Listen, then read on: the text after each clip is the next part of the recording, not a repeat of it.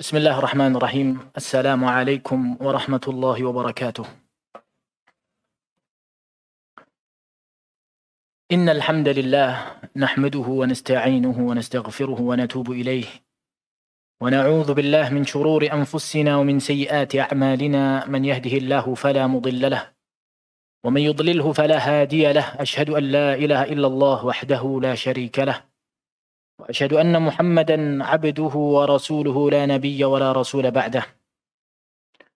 قال الله تعالى في القرآن الكريم: يا أيها الناس اتقوا ربكم الذي خلقكم من نفس واحدة وخلق منها زوجها وبث منهما رجالا كثيرا ونساء واتقوا الله الذي تساءلون به والأرحام إن الله كان عليكم رقيبا.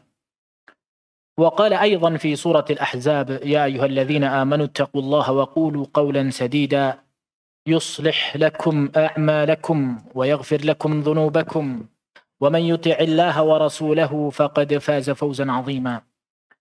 فإن أصدق الحديث كتاب الله، وخير الهدى هدى المصطفى صلى الله عليه وسلم، وشر الأمور محدثاتها، فإن كل محدثة بدعة وكل بدعة ضلالة وكل ضلالة في النار. أعاذني الله وإياكم منها. أما بعد. أخواني في الدين، أعزني الله وإياكم جميعا. Teman-teman, saudara-saudara yang semoga dimuliakan oleh Allah Subhanahu wa Ta'ala, tidak lupa dan tidak bosan ya terus bersyukur kita kepada Allah Subhanahu wa Ta'ala atas segala nikmat yang Allah berikan pada kita.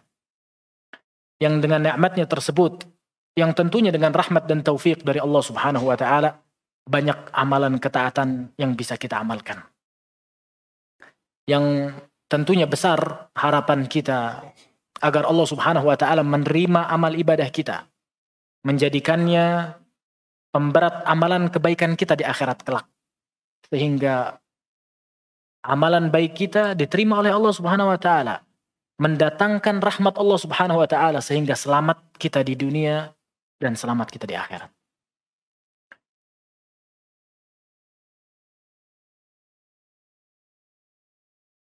Pada kajian kali ini insyaallah kita akan sedikit membahas tentang faedah-faedah mempelajari sirah nabawiyah.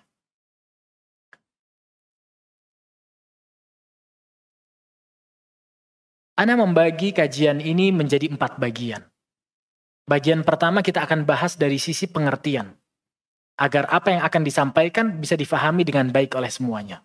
Kita akan sedikit bahas tentang pengertian. Kedua, kita akan bahas tentang faedah-faedah mempelajari sirah, yang faedah tersebut kembali ke diri kita. Yang ketiga, kita akan mempelajari faedah-faedah dari mempelajari sirah nabawiyah yang erat hubungannya dalam membantah orang-orang yang menyelisihi sunnahnya Rasul sallallahu alaihi wasallam. Adapun yang keempat, yang terakhir, kita akan bahas juga insyaallah faedah-faedah dari mempelajari sirah nabawiyah dalam sisi dakwah. Kita masuk pada bagian yang pertama, yaitu pengertian. Kalau kita mempelajari tentang apa yang berhubungan dengan Rasul sallallahu alaihi wasallam, kita akan dapati 3 hal. Yang pertama, hadis. Apa itu hadis? Hadis adalah segala perkataan atau perbuatan atau ketetapan yang ditetapkan oleh Rasul sallallahu alaihi wasallam di masa beliau. Jadi perkataan, perbuatan, ketetapan yang ditentukan oleh Rasul sallallahu alaihi wasallam, dan 3 hal ini disandarkan kepada beliau, itu namanya hadis. Itu namanya hadis. Yang bawa pulpen, yang bawa buku dicatat. Ada juga yang disebut asy-syama'il. Syama'il. Apa itu syama'il? Ilmu yang mempelajari tentang sifat khuluqiyah dan sifat khalqiyahnya Rasul sallallahu alaihi wasallam. Syama'il ini adalah ilmu yang mempelajari tentang sifat akhlaknya Rasul atau sifat fisiknya beliau sallallahu alaihi wasallam. Banyak tuh kitab-kitab yang judulnya Syama'il Muhammadiyah karya Imam Tirmidzi di antaranya. Menyebutkan apa? Sifat-sifat akhlak beliau sallallahu alaihi wasallam dan sifat-sifat fisik beliau. Yang ketiga, sirah. Apa itu sirah? Sirah ini kejadian-kejadian, hari-hari, peperangan-peperangan yang terjadi di zaman Rasul Shallallahu Alaihi Wasallam. Sehingga hadis mengabarkan perkataan, syama'il mengabarkan kepada kita tentang sifat, sirah mengabarkan kepada kita tentang kejadian-kejadian. Bisa difahami ya? Pembahasan kita itu erat hubungannya sama sirah nabawiyah, yaitu kejadian-kejadian hari-hari yang dilalui Rasul Shallallahu Alaihi Wasallam selama beliau hidup. Itu namanya sirah nabawiyah. 3 ilmu ini disebut sunnah. 3 ilmu ini disebut as-sunnah, al-hadyul am, petunjuk secara umum. Walaupun kalimat sunnah itu sendiri, kadang para ulama berbeda ya dalam mendefinisikan kalimat sunnah itu. Ulama usul fiqh misalnya memaksudkan kata sunnah itu apa? Salah satu hukum dalam Islam, ada wajib, ada sunnah, ada mubah, ada makruh, ada haram. Ulama hadis mendefinisikan sunnah seperti bagaimana hadis yang tadi kita sebutkan di awal tadi, perkataan, perbuatan, atau penetapan yang ditetapkan oleh Rasul Shallallahu Alaihi Wasallam di masa beliau. Tapi kadang kalimat sunnah ini dimaksudkan semuanya. Islam itu sendiri. Kayak hadis Irbad ibn Sariyah. Kata Rasulullah SAW apa? Fa'alaikum bisunnati. Maksudnya apa? Bukan hukum wajib sunnah dan yang lainnya. Tapi maksudnya apa? Al-hadiyul am. Petunjuk secara umumnya. Segala apa yang datang dari Rasulullah SAW disebut sunnah. Nah, itu dari sisi pengertian. Kita masuk ke al-mahwar ats-tsani, bagian kedua, yaitu apa? Faedah mempelajari sirah untuk diri kita sendiri. Sirah Rasul Shallallahu Alaihi Wasallam adalah sirah yang sangat detail, luar biasa. Tidak pernah dikenal ada orang yang ditulis perjalanan hidupnya lebih detail dibandingkan Rasul Shallallahu Alaihi Wasallam. Sahabat itu sampai gimana Rasulullah jalan, gimana beliau duduk, gimana beliau makan, itu kecatat semuanya. Kenapa? Karena kehidupan Rasul Shallallahu Alaihi Wasallam buat para sahabat itu penting. Makanya sekali lagi tidak ada sirah yang lebih komplit ditulis dibandingkan sirahnya Rasul Shallallahu Alaihi Wasallam. Dinukilkan luar biasa detailnya.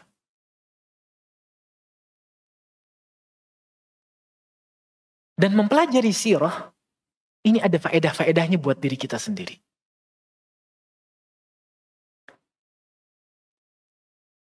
Yang pertama, mempelajari sirah, ini akan menimbulkan atau memberikan harapan bagi kita. Kita sebagai seorang muslim punya harapan jadinya. Kalau kita belajar sirah. Kok bisa? Rasulullah SAW Allah jadikan contoh untuk semua orang. Rasulullah SAW kehidupannya bisa diambil pelajaran sama semuanya. Siapa dari kita yang lahir yatim, nggak punya bapak? Rasulullah SAW yatim. Umur 6 tahun ibunya meninggal. Kita bisa ambil pelajaran dari situ. Itu akan menimbulkan harapan bagi kita. Kita nggak putus asa dalam kehidupan kita jadinya. Kita mempelajari sirah, ya Allah, ternyata kita ada, ternyata Nabi kita sendiri pun kayak gitu. Yatim kayak kita misalnya. Sehingga kita nggak terlalu larut dalam kesedihan. Punya harapan. Hidupnya semangat lagi. Itu orang-orang yang belajar sirah. Bahagia luar biasa.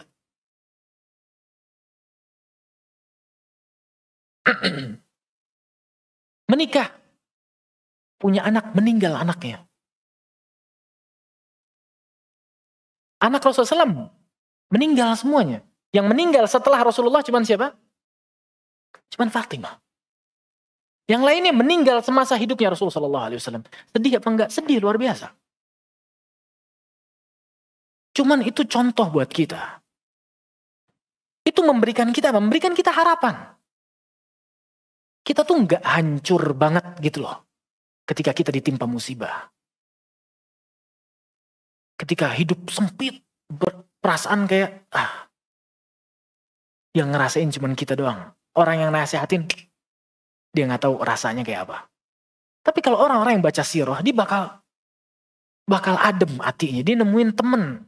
Bukan cuma teman, bahkan Rasulullah SAW, imam kita, yang kehidupannya seperti itu. Itu benar-benar memberikan kita kekuatan yang luar biasa.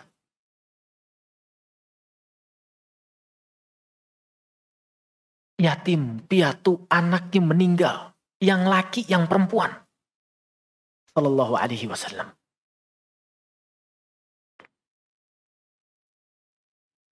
Faedah yang kedua, ziyadatun fil iman. Mempelajari sirah itu bisa menambah iman kita. Allah Subhanahu wa taala berfirman di surat Al-Mu'minun ayat 69. Am lam ya'rifu rasulahum?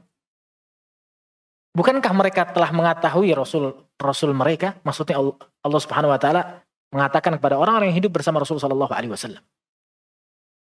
Dengan mengetahui Rasul sallallahu alaihi wasallam bertambah iman kita.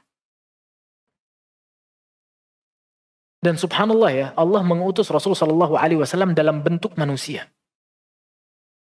Banyak orang-orang kafir mengatakan apa? Kenapa Allah mengirim Rasulnya dari golongan manusia? Kalau Allah pengen kirim Rasulnya, Allah kirim malaikat, bukan manusia kayak kita. Kata Allah apa?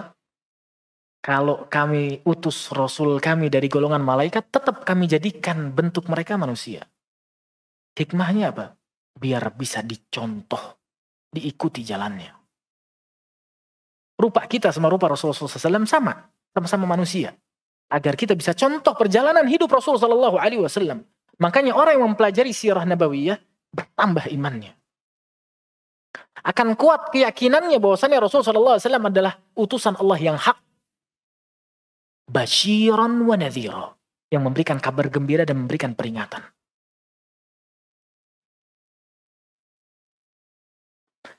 Faedah yang kedua, mempelajari sirah adalah salah satu bentuk taatnya kita sama Allah Subhanahu wa taala. Karena kata Allah Subhanahu wa taala, "In kuntum tuhibbunallaha fattabi'uni yuhibbukumullah."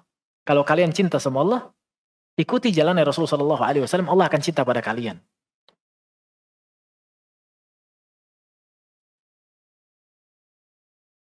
Bagaimana kita bisa cinta sama Rasulullah sallallahu alaihi wasallam kalau kita nggak tahu perjalanan hidup beliau sallallahu alaihi wasallam? Harus kita belajar lagi buku sirah, baca-baca buku sirah. Wallah, mempelajari sirah penting luar biasa. Makanya Rasulullah sallallahu alaihi wasallam pernah bersabda, "La yu'minu ahadukum hatta akuna ahabba ilaihi min walidihi wa waladihi wan nasi ajma'in." Tidak beriman atau tidak dikatakan beriman salah seorang dari kalian sampai aku, kata Rasulullah, lebih dia cintai dibandingkan abahnya, orang tuanya, dibandingkan anaknya, dan dibandingkan semua manusia. Umar bin Al-Khattab sampai pernah ngomong ke Rasulullah, "Ya Rasulullah, aku cinta kepadamu dari segala sesuatu. Kecuali dari diriku sendiri." Itu sangat manusiawi ya. Kita lebih cinta sama diri kita sendiri. Kata Rasulullah apa? "La ya Umar." Enggak. Bukan begitu cara engkau beriman atau mencintaiku. Kata Rasulullah, sampai engkau cinta padaku dibandingkan pada dirimu sendiri. Kata Umar, sekarang aku mencintaimu ya Rasulullah dibandingkan diriku sendiri. Kata Rasulullah, al-ana ya Umar. Sekarang baru benar. Mungkin kita agak bingung ya, kok kita harus cinta sama Rasulullah SAW dibandingkan diri kita sendiri.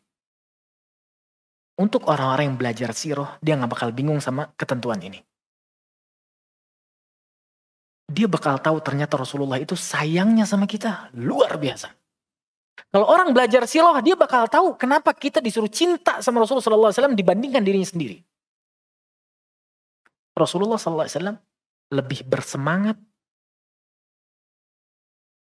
untuk menyampaikan kebaikan pada kita dibandingkan diri kita sendiri untuk diri kita.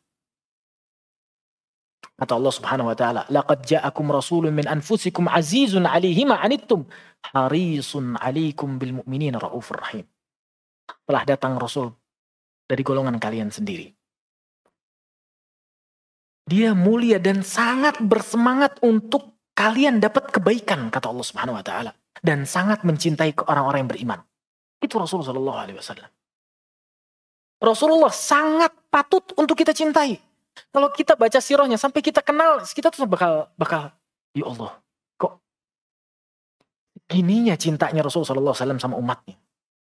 Sampai dalam perkara menyembelih aja, Idul Adha, sembelihan, ketika Rasulullah SAW menyembelih, Rasulullah SAW bilang apa? Allahumma minka walak. Ya Allah, sembelihan ini darimu dan untukmu ya Allah. Terimalah ini dariku, dari keluargaku, dan dari umatku. Disembelih Rasulullah. Nggak ada keharusan beliau sebutkan umatnya. Tapi itulah sifat yang Allah Subhanahu wa taala taruh di Rasulullah SAW. Sangat sayang sama umatnya. Sampai perkara sembelih, Rasulullah nggak mau umatnya ketinggalan pahala dari beliau. Dan ini akan sangat dalam rasanya ketika kita mempelajari sirah Rasul Sallallahu Alaihi Wasallam. Bakal sangat berasa. Kenapa sih kita harus cinta sama Rasul Sallallahu Alaihi Wasallam?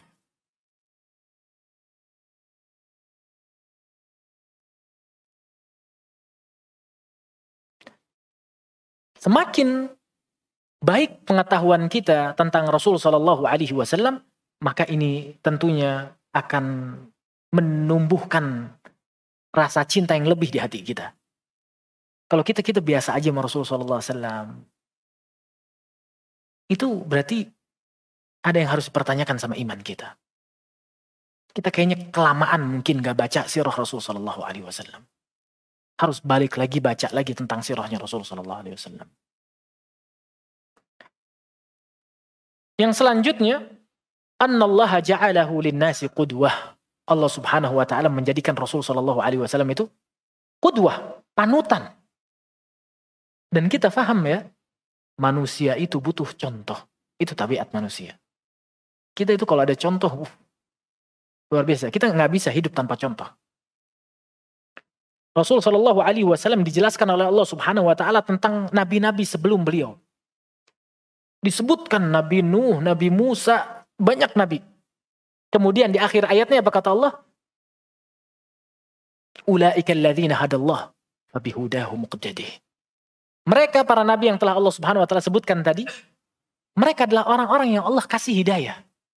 Fabihudahu muqtadih. Dengan petunjuk mereka ikutilah, kata Allah Subhanahu wa taala. Allah memerintahkan Rasul sallallahu alaihi wasallam untuk mengikuti jalannya, jejaknya para nabi sebelumnya. Kalau Rasulullah Shallallahu Alaihi Wasallam aja butuh contoh, apalagi kita, iya apa enggak? Kita butuh contoh, dan Allah menjadikan contoh kita, imam besar kita adalah Rasul Shallallahu Alaihi Wasallam. Laqad kana lakum fi Rasulillahi uswatun hasanah, surat Al-Ahzab. Telah ada pada diri Rasul Shallallahu Alaihi Wasallam suri tauladan yang baik. Dan perlu digarisbawahi, qudwah ini bukan cuma dikagumi atau disanjung-sanjung saja tanpa diikuti.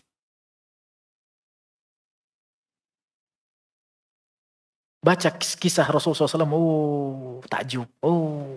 Atau kita puji-puji Rasulullah SAW, kita sanjung luar biasa. Tapi amalan kita jauh dari petunjuk Rasulullah SAW.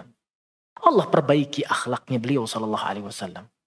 Allah jadikan beliau sallallahu alaihi wasallam sebagai panutan bagi kita. Bukan cuman untuk disanjung, ditakjub-takjubkan luar biasa, bukan. Diikuti jalannya. Mana jalan yang dilalui oleh Rasul sallallahu alaihi wasallam, itu yang kita lalui. Ini cara kita menjadikan Rasul sallallahu alaihi wasallam qudwah bagi hidup kita. Dan Rasul sallallahu alaihi wasallam subhanallah benar-benar bisa jadi panutan untuk semuanya. Kita suami cekcok sama istri kita terus di rumah. Wallah, coba cek. Baca lagi bagaimana muamalahnya Rasul sallallahu alaihi wasallam sama para istri-istri beliau. Kita punya hubungan jelek sama anak kita. Anak kita kabur dari rumah misalnya.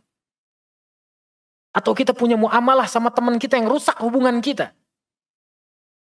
Coba lihat Rasul SAW. Semua orang bisa contoh Rasul SAW. Presiden, contoh Rasul SAW bisa? Bisa. Orang nggak punya uang di rumahnya. Pengen contoh Rasul SAW bisa apa nggak? Bisa. Orang kaya pengen contoh Rasul SAW bisa nggak? Bisa. Orang yang senang contoh Rasul SAW bisa. Yang susah bisa. Yang miskin bisa. Yang kaya bisa. Yang punya masalah. Yang punya masalah keluarga. Masalah di tempat kerjaan. Macam-macam. Kita bisa tiru Rasulullah SAW. Dan subhanallah Rasulullah itu jadi nabi dan rasul umur 40. Meninggal umurnya 63. 23 tahun. Tapi subhanallah Allah jadikan seluruh kehidupan ini bisa dicontoh sama kita semuanya. Coba siapapun dari kita. Kita tahu ya musibah itu datang ke semua orang. Musibah itu datang ke semua orang. Mungkin ada yang ngomong, Ustaz, alhamdulillah kehidupan enak luar biasa. Nggak pernah ada musibah. Bisa jadi ada musibah yang kita nggak sadarin. Dan musibah itu lebih besar ketika musibah itu jatuh sama agama kita.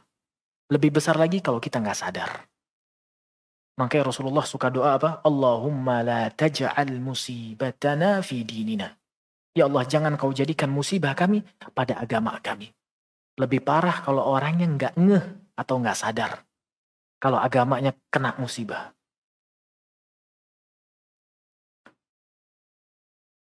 Gimana jalan keluarnya? Wallahil azim. Tiru Rasulullah SAW. Barangkali kita ada yang salah. Barangkali ada sikap kita yang salah sama istri kita.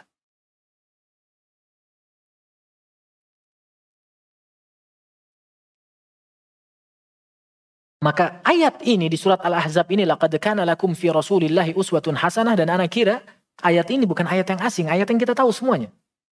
Banyak diajarkan di SD ini. Laqad kana lakum fi Rasulillahi uswatun hasanah. Dijadikan qudwah, uswah untuk kita tiru tentunya. Faedah yang selanjutnya, Allah Subhanahu wa taala berfirman di surat Al-Ahzab juga, An-nabiyyu aula bil mu'minina min anfusihim. Karena Rasul sallallahu alaihi wasallam itu lebih utama dibandingkan orang-orang yang beriman. Rasul sallallahu alaihi wasallam lebih utama dibandingkan diri kita sendiri.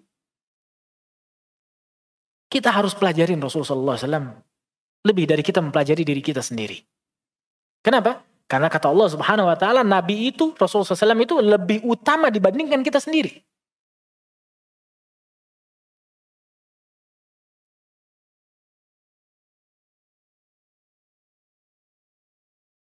Dalam hadisnya Rasul sallallahu alaihi wasallam mengatakan, "Ma min mu'minin wala mu'minatin illa wa ana aula min." Tidak ada seorang mukmin dan seorang mukminah kecuali aku lebih utama dibandingkan dirinya, kata Rasul sallallahu alaihi wasallam. Makanya apa? Sangat patut untuk kita belajar sirah, dan alhamdulillah sekarang kajian sirah ini banyak. Di masjid ini ada Ustaz Ahmad Bazher, ya. Buku-buku sirah dicetak luar biasa. Radio-radio sunnah menjelaskan tentang bab sirah. Masya Allah, tabarakallah. Yang kurang apa? Kemauan kita. Nabi Muhammad, abahnya siapa? Abdullah. Kadang tuh kita nama bapaknya Rasulullah SAW aja kita nggak tahu. Nasab beliau, keluarga beliau. Itu tuh kita terlalu lama mungkin ninggalin buku-buku sirah yang kita punya di rumah. Udah lama gak kita buka lagi, udah lama gak kita baca lagi. Perlu kita ulang pembacaannya. Biar apa? Biar baik kehidupan kita. Jalan di atas jalannya beliau sallallahu alaihi wasallam. Maka ketika kita bertemu dengan perselisihan, jangan kepengen kita memenangkan keinginan kita. Kita berhukum kepada Rasul sallallahu alaihi wasallam. Ya udah. Gimana kata Rasul sallallahu alaihi wasallam? Dan ini bisa kita pakai dalam hubungan kita dalam rumah tangga ya, sama istri kita. Kita berselisih. Jangan kita tekan istri kita untuk sesuai kemauan kita aja, atau kita ikut kemauan istri kita. Enggak. Ayo kita berhukum sama hukumnya Rasul sallallahu alaihi wasallam. Gimana sih Rasul sallallahu alaihi wasallam itu? Maka yang salah, ayo kita merujuk ke petunjuk Rasul sallallahu alaihi wasallam. Ini salah satu bentuk apa? Kita mengutamakan beliau sallallahu alaihi wasallam dalam perkara khilaf kita. Kita dalam perkara silang pendapat kita bukan memenangkan kelompok kita, enggak. Kita bukan memenangkan partai kita. Kita bukan memenangkan bendera kita. Pokoknya saya yang menang. Enggak.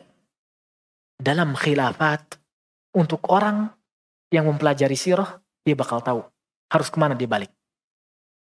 Ke Al-Quran dan juga berhukum kepada Rasulullah SAW. Kata Allah Subhanahu wa taala, "Fala wa rabbika la yu'minun hatta yuhakkimuka fima shajara bainahum." Kata Allah, demi Allah, mereka tidak dikatakan beriman sampai mereka menjadikanmu wahai Muhammad sebagai penentu hukum dalam perkara mereka yang mereka perselisihkan. Maka dalam perselisihan harus kita jadikan Rasulullah SAW penentu hukum kita. Bukan kita menangkan pendapat kita, pendapat kelompok kita, dan yang lainnya. Dan di antara faedah mempelajari sirah nabawiyah,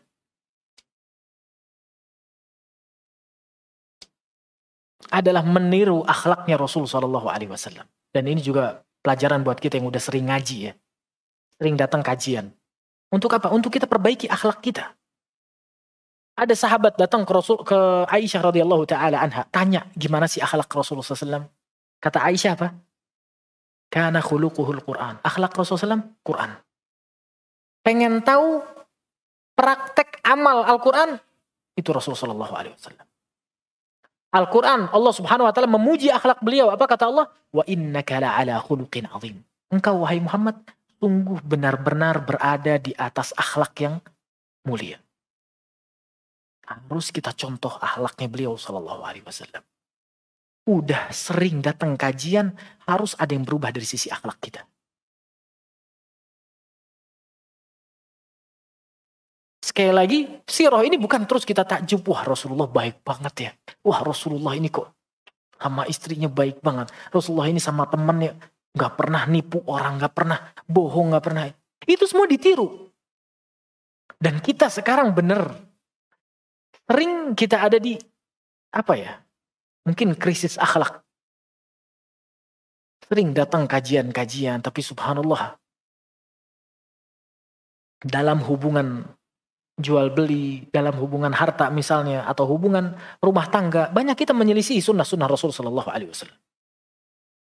Harusnya kita tiru akhlak beliau yang kata Allah Subhanahu wa taala, sungguh akhlakmu berada di atas akhlak yang mulia.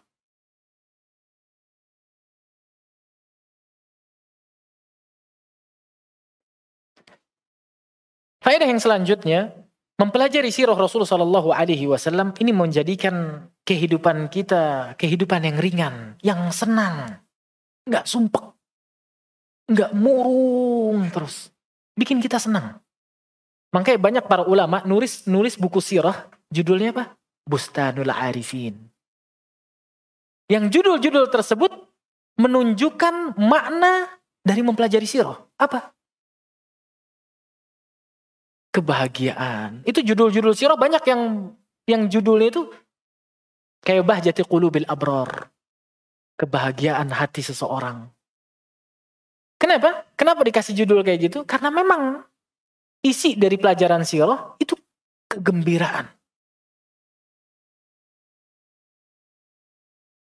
Kegembiraan yang luar biasa. Dan ini coba antum praktekin. Baca sirah Rasulullah SAW. Gimana susah payahnya Rasulullah SAW. Ini Nabi Muhammad pernah terkena fitnah keluarganya. Fitnah apa? Hadithatul ifk. Hadithatul ifk ini istrinya Rasulullah SAW yang bernama Aisyah radhiyallahu taala anha, anaknya Abu Bakar Siddiq, dituduh berzina dengan Safwan ibn Mu'attil. Itu sangat membuat Rasul Shallallahu Alaihi Wasallam terganggu.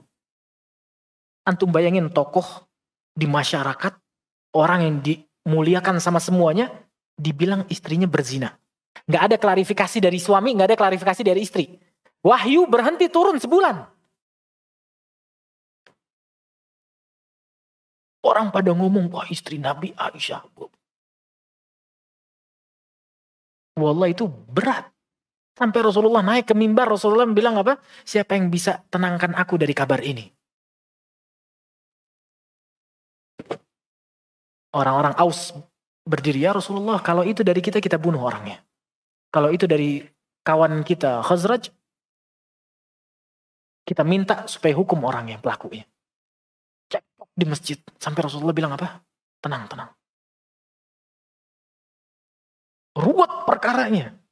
Rasulullah nggak bisa ngomong apa-apa. Kenapa?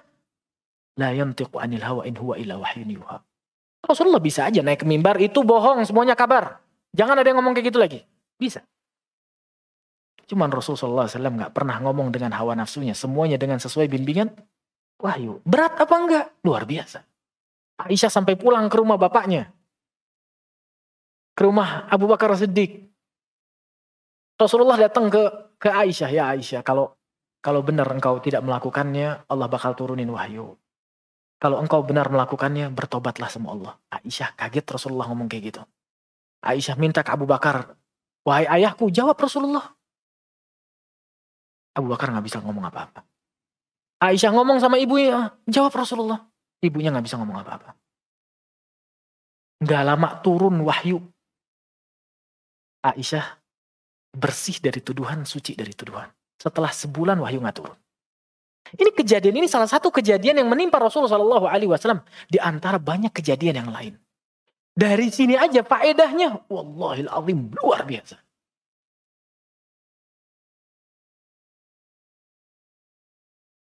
Makanya orang-orang yang belajar sirah ini bakal lega hatinya. Bukan terus nggak ada musibah, cuman dia dapat hiburan. Sallallahu alaihi wasallam. Itu faedah-faedah, sebagian faedah, masih banyak faedah-faedah lainnya, kita cukupkan sampai sekian. Kita masuk faedah yang selanjutnya. Faedah mempelajari sirah dalam membantah orang-orang yang menyelisihi sunnah Rasul sallallahu alaihi wasallam. Orang yang mempelajari sirah, hujahnya kuat. Karena pelajaran sirah ini beda sama orang ngafalin Al-Quran sama ngafalin hadis. Yang maknanya harus ada nasikh, mansukh, yang harus dapat penjelasan khusus. Ini banyak hal yang harus dia pelajari juga untuk mengkait-kaitkan dalilnya. Tapi sirah enggak. Sirah itu hujah yang, ya itu kejadiannya. Makanya sirah ini salah satu bantahan kuat untuk orang-orang yang menyelisihi sunnah Rasul sallallahu alaihi wasallam. Dan sirah itu buat diingat lebih gampang. Iya apa enggak? Kalau cerita itu lebih apa? Lebih gampang diingat. Dan gak perlu kita sesuai dengan huruf-huruf atau lafaz-lafaznya. Menceritakannya dengan makna yang sahih pun dibenarkan. Dan lebih apa ya? Lebih gampang diingat. Lebih gak mudah lupa kalau kisah itu. Dan kita semua suka sama cerita. Makanya Imam Ahmad bin Hanbal mengatakan, jika in kana fil hadithi qissah, kalau dalam hadis itu ada kisah, maka perawinya lebih kuat penyampaiannya. Karena mudah diingat sirah itu. Kejadian-kejadian di zaman Rasulullah SAW itu gampang diingat dan sangat kuat hujahnya kalau kita gunakan untuk membantah orang-orang yang menyelisih sunnah Rasulullah SAW. Contoh. Allah Subhanahu wa taala banyak dalam Al-Qur'anil Karim, waqatilul musyrikin. Bunuhlah orang-orang musyrik, bunuhlah orang-orang kufar. Banyak dalam Al-Quran perintah dari Allah Subhanahu wa taala untuk kita membunuh orang-orang musyrik dan orang-orang kafir. Pemahaman yang benar dalam ayat ini gimana? Dengan kita kembali ke sirahnya Rasul sallallahu alaihi wasallam. Rasul sallallahu alaihi wasallam semasa hidupnya ada nggak Yahudi yang tinggal di Madinah? Ada. Wah, itu mungkin kan di awal-awal Islam aja. Enggak. Bahkan Rasul SAW meninggal dalam keadaan baju perangnya tergadaikan di orang Yahudi. Ini tuh hujah kuat. Bahwasannya maksud dari ayat Allah Subhanahu wa taala yang memerintahkan kita membunuh orang kafir atau orang musyrik, itu bukan per orangnya. Kita punya tetangga kafir, kita malam-malam kita masuk rumah kita bunuh. Dengan apa? Dengan dalil ini. Pemahaman yang benar apa? Dengan kita kembali di zaman Rasulullah SAW. Ada orang-orang Yahudi, orang-orang Nasrani yang hidup semasa Rasulullah SAW di Madinah.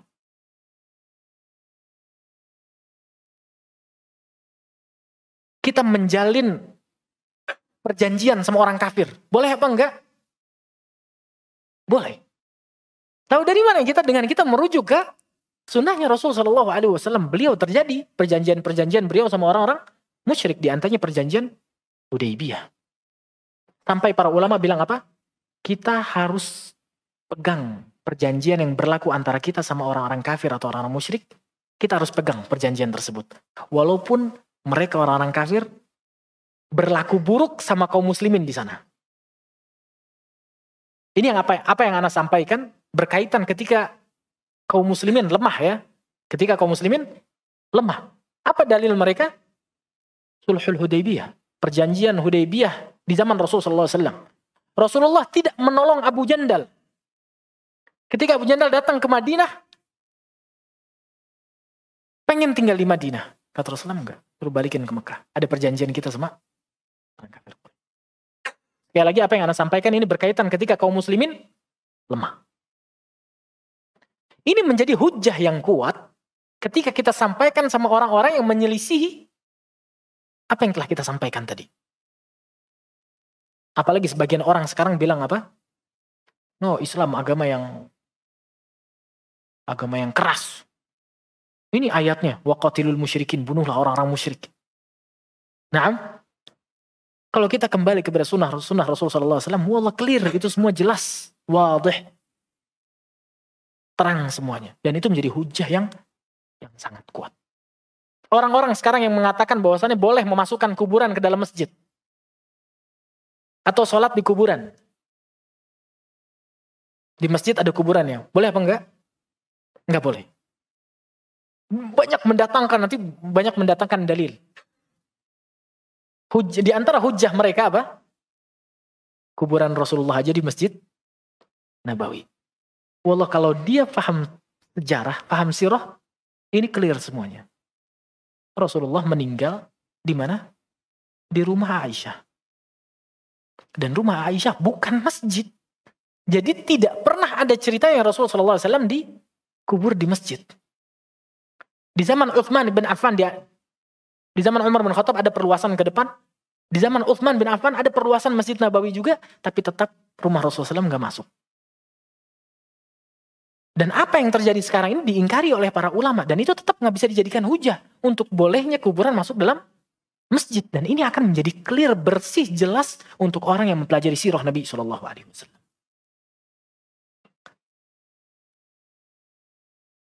Makanya sekali lagi orang yang mempelajari sirah dan membantah orang lain dengan sirah, kuat pendalilan. Tapi sirah yang dimaksud adalah kejadian yang dinukilkan kepada kita dengan sahih ya. Dengan riwayat yang benar. Hadis Rasulullah SAW, akhrijul musyrikin min jaziratil Arab. Hadisnya sahih. Keluarkan orang-orang musyrik dari jazirah Arab, kata Rasulullah. Akhrijul musyrikin min jaziratil Arab. Orang-orang sekarang, gimana nih Arab Saudi atau mana? Orang-orang kafir masih di sana berkeliaran. Ini hadis akhrijul musyrikin min jaziratil Arab. Keluarkan orang-orang musyrik dari jazirah Arab. Ini kalau kita kaitkan sekali lagi kepada sirah Rasulullah SAW beres. Di zaman Rasulullah SAW ada Yahudi, ada Nasrani. Bahkan Rasulullah SAW pernah dikasih daging sama wanita Yahudi. Dan itu pun berlaku sampai zaman Abu Bakar dan Umar. Umar bin Khattab dibunuh sama siapa? Abu Lu'lu'ah al-Majusi. Orang Majus. Kok bisa ada di Madinah? Artinya bukan afrod al-musyrikin. Bukan perorangan yang dimaksudkan oleh Rasulullah SAW dalam hadisnya. Keluarkan orang-orang musyrik dari Jazirah Arab. Bukan perorangannya. Tapi yang dimaksud apa? Jangan sampai mereka punya kekuatan yang menguasai atau ada ibadah yang nampak selain Islam. Jangan sampai mereka punya kekuatan yang sebanding atau kurang lebih sama Islam. Jangan. Yang nampak bela Islam. Kalau ada sebagian orang-orang Yahudi, Nasrani, nggak apa-apa. Bahkan kita tahu dari sirah Rasulullah SAW, ternyata orang kafir ini ada yang boleh diperangin. Ada yang dijaga amannya. Ada yang tidak boleh diperangi. Ada orang-orang kafir yang kita sama dia ada hubungan. Justru kalau ini dipraktekkan luar biasa wallah. Kayak Sulhul Hudaybiyah, perjanjian Hudaybiyah. Itu gencatan senjata, benar-benar kaum muslimin nggak boleh perang sama orang kafir nggak boleh merangi kaum muslimin. Apa yang terjadi? Damai. Ketika damai, dakwah Islam masuk ke Mekah luar biasa. Karena orang-orang Islam yang ada di sana nggak boleh ke Madinah. Kalau ada yang ke Madinah harus dibalikin ke Mekah. Itu justru jadi apa? Jadi bibit dakwah yang luar biasa. Makanya damai yang ada sekarang ini dimanfaatkan untuk apa? Untuk kita menyebarkan dakwah yang luar biasa. Ini manfaatnya, ini faedah yang luar biasa ini. Ketika kita damai justru Islam berkembang dengan pesat. Ini bisa diambil faedah-faedahnya dari mana? Dari sirah Nabawiyah. Masuk waktu Isya. Makanya sekali lagi akan kuat hujah kita ketika kita berhujah dengan sirah Nabawiyah. Kalau dalil, dan banyak ya orang-orang yang mengedepankan hawa nafsu mereka, orang-orang yang menyebarkan amalan-amalan bid'ah, dalil mereka cuma dua. Hujah mereka, afwan bukan dalil, hujah mereka dua. Yang pertama, alasan mereka beramal amalan bid'ah itu ada dua. Yang pertama apa? Mereka baik, amalan ini amalan baik. Intinya mereka tidak punya dalil. Kalaupun punya dalil, dalilnya apa? Dhaif. Lemah, mungkar. Iya. Dilanjut Pak Idhan dulu. Baik, lanjut dulu dikit ya, ini takut ada salah paham. Afwan, sampai mana tadi? Nah, orang-orang yang mengamalkan amalan bid'ah, alasan mereka kalau mereka beralasan pasti mereka mendatangkan hadis yang dhaif. Amalan-amalan yang tidak disunnahkan Rasulullah SAW, yang bukan dari sunnah Rasulullah SAW, dilakukan oleh mereka dengan mendatangkan hadis-hadis yang dhaif, maudhu, batil. At-tahadda. Coba, amalan bid'ah apapun, cari alasan mereka apa, pasti mereka mendatangkan dalil-dalil yang dhaif, yang lemah. Dan itu cara ngobatinnya gimana? Dengan kita kembalikan ke sunnah Rasulullah SAW. Yang kedua, kadang amalan-amalan bid'ah itu mereka sebutkan dengan dalil yang sahih. Kok bisa dalilnya sahih, amalannya bid'ah? Ya, terkadang mereka berdalil dengan Al-Quran. Atau dengan hadis di Sahih Bukhari atau di Sahih Muslim. Benar hadisnya. Tapi amalannya bid'ah. Kenapa? Karena mereka berdalil dengan asal amalan, tapi diperluas.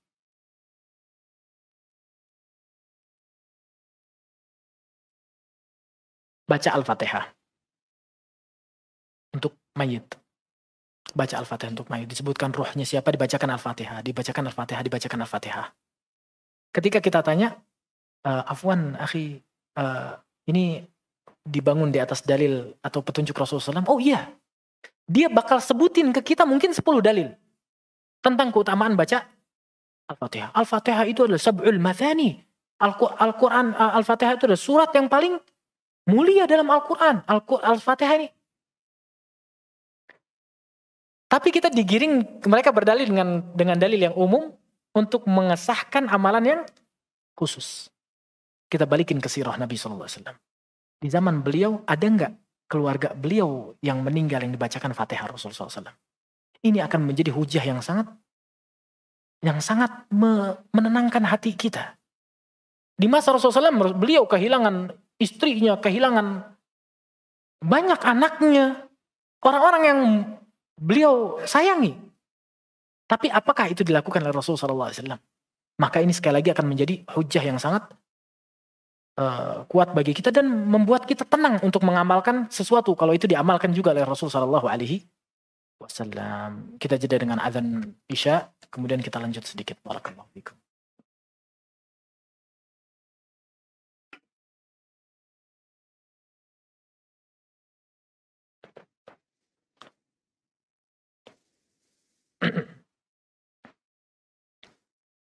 Nah, sehingga ketika kita mempelajari sirah Rasul Shallallahu Alaihi Wasallam, ini menjadi salah satu sebab atau cara kita terhindar dari fitnah yang ada, atau terhindar dari kesesatan yang luar biasa dengan kita mencontoh Rasul Shallallahu Alaihi Wasallam.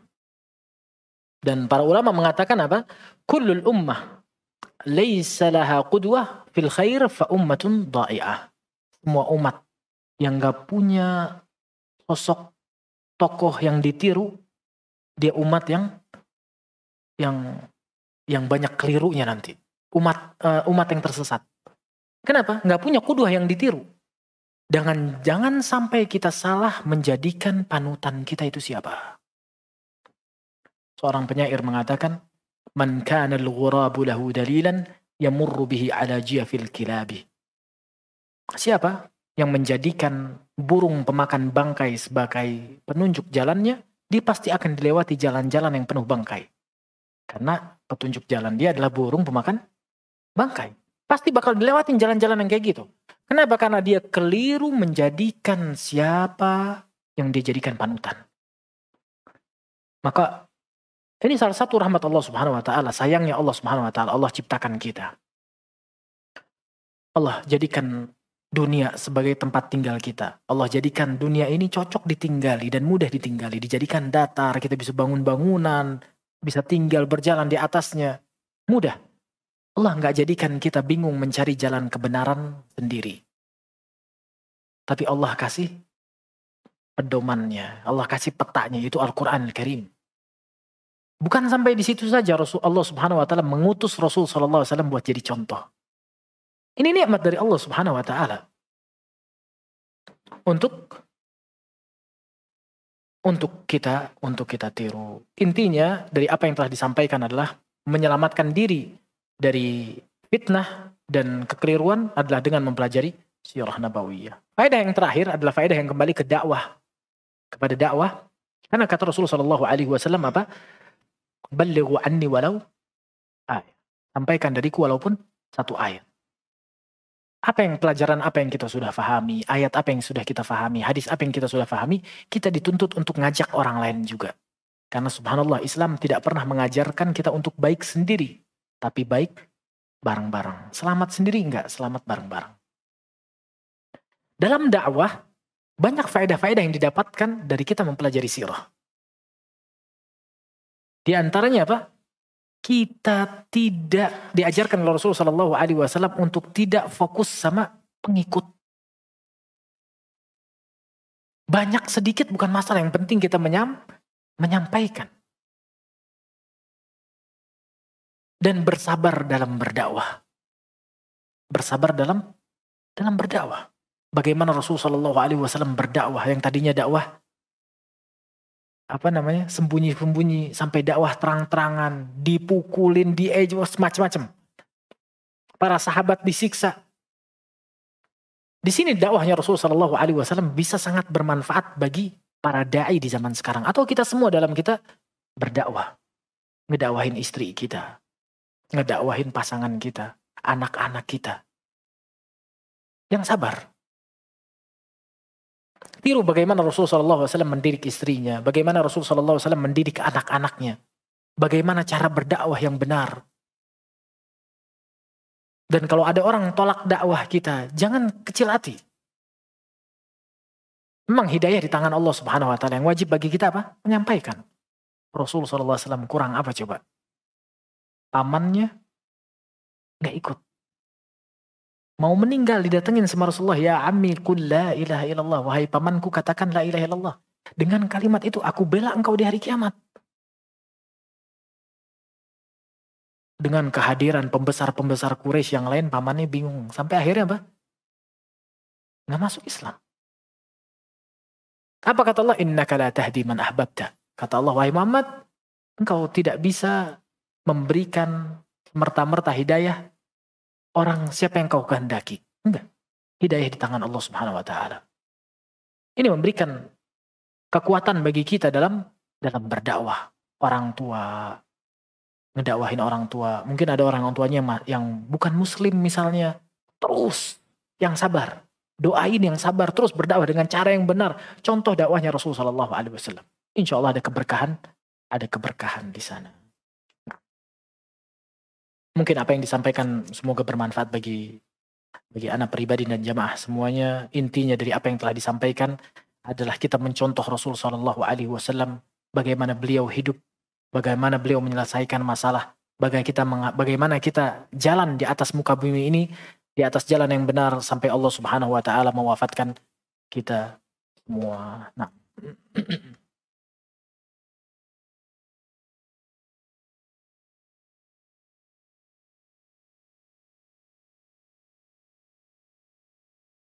Benarkah keimanan seorang itu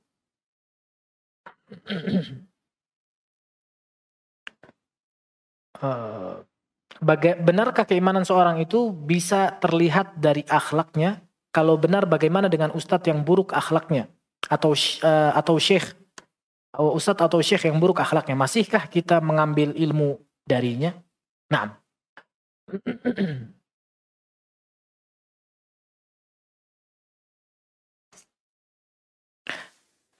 Dalam menuntut ilmu, penting kita mencari guru yang baik. Yang baik ilmunya, yang dipraktekkan ilmunya, dan baik akhlaknya. Yang baik akhlaknya. Bahkan dengan akhlak tersebut kita belajar dari mereka. Banyak disebutkan oleh para ulama bahwasannya mereka belajar sama guru-guru mereka. Yang pertama kali mereka pelajari apa? Akhlaknya. Dan ini subhanallah kita temui sama masyayikh kita. Waktu kita belajar di Madinah, subhanallah. Ana pernah hadir waktu itu di kajian Syekh Abdul Razak Al-Badr di Madinah, di Masjid Nabawi. Di sebelah Ana tuh ada orang. Dia taruh tasnya, dengerin kajian. Kelihatan kalau dia ini datang untuk umroh atau haji. Waktu itu Ana lupa. Intinya kelihatan kalau dia ini jamaah umrah atau jamaah haji waktu itu, bukan orang Madinah. Dia keluarin bunga dari tasnya, dia keluarin apa lagi dari tasnya. Terus selama kajian dia komat kamit. Ini salah satu kejadian yang alami langsung. Dia komat kamit gitu, kayak ngomong-ngomong sendiri. Setelah kajian selesai, anak tanya, Assalamualaikum dari mana? Ternyata dari Yaman.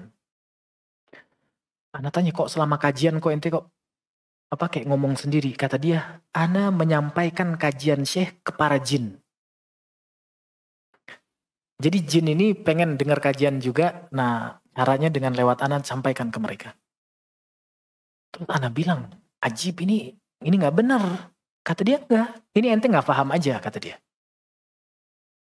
Ada caranya, ada. Dan ana tahu caranya, kata dia. Akhirnya ada Syekh di situ, kita tanya. Ana bilang, gimana kalau kita datang ke Syekh? Kata dia, boleh, gak apa-apa. Langsung gitu waktu itu, Syekh udah lumayan agak jauh, kita kejar Syekhnya. Syekh, sampai ini Syekh ini ada orang, dia nyampein kajian antum ke para jin, dan dia subhanallah sama jinnya dipanggil Muhammad. Dia atau di banyak yang ngomong nih ke dia, bisikan-bisikan kalau dia ini namanya Muhammad, padahal namanya bukan Muhammad. Kata Syekh Abdul Razak, apa? Mana orangnya? Antum bayangin ya, nyampein kajian Syekh di Masjid Nabawi ke para jin. Itu Syekhnya tanya, gimana ceritanya? Orang ini cerita panjang lebar, didengerin sama Syekh Abdul Razak dari ceritanya, dia cerita sampai selesai. Terus Syekh berhenti. Udah. Kata dia, udah, begitu ceritanya. Kata Syekh, gimana kalau kita gantian? Ente tadi ngomong, ana diem. Sekarang ana ngomong, ente diem ya. Ente dengerin. Kata dia, oh iya gak apa. Syekh ngomong, dinasehatin sama Syekh. Kata Syekh Abdul Razak, itu tuh salah satu was-was syaitan kepada orang tersebut. Nanti lama-lama ujung-ujungnya apa? Syaitan bilang kalau dia ini adalah Rasul. Nabi. Nanti lama-lama ente ngaku Nabi. Dan ini bukan perkara pertama yang dialami sama orang tersebut. Banyak kisah-kisah disebutkan oleh para ulama di buku-buku mereka tentang kejadian seperti ini. Kata orang tersebut, ya Syekh, ana bahkan gak bisa baca. Kata Syekh, itu justru was-was syaitan. Al-ummi la yuballigh, kata Syekh Abdul Razak. Orang yang gak bisa baca, yang gak bisa tulis, itu gak boleh berdakwah. Terus dia nasihatin, terus Syekh Abdul Razak senyum, terus dia bilang sama jamaah yang di sekitarnya apa? Ayo teman-teman kita doain saudara kita ini. Mau tobat? Iya Syekh, anak mau tobat. Didoain sama semuanya. Wallah anak ngeliat kejadian itu, anak kira ini bakal heboh, Syekh bakal ente istighfar ente wala gimana, enggak. Ternyata selembut itu. Dan ini dipelajari dari apa? Dari guru-guru kita. Akhlak ini penting. Dan namanya manusia ya, mungkin ada salahnya. Kalau ada kekurangan dari sebagian ustadz kita, atau masyayikh kita, yang memang itu manusiawi, dinasehati. Harus dinasehatin. Harus dinasehatin dengan baik, dengan hikmah, disampaikan ke dia, untuk dia memperbaiki akhlaknya. Karena dia panutan, banyak dilihat sama orang. Nah, dalam perkara ini penting, akhlak guru itu penting untuk diperhatikan. Dalam kita memilih guru kita kepada siapa kita belajar. Semoga apa yang disampaikan bisa bermanfaat untuk anak pribadi dan juga jamaah sekalian. Semoga kita dijadikan oleh Allah Subhanahu wa taala orang-orang yang ketika mendengarkan kebaikan bersegera mengamalkan kebaikan tersebut. Subhanakallahumma bihamdika asyhadu an la ilaha illa anta astaghfiruka wa atubu ilaik. Wassalamu alaikum warahmatullahi wabarakatuh.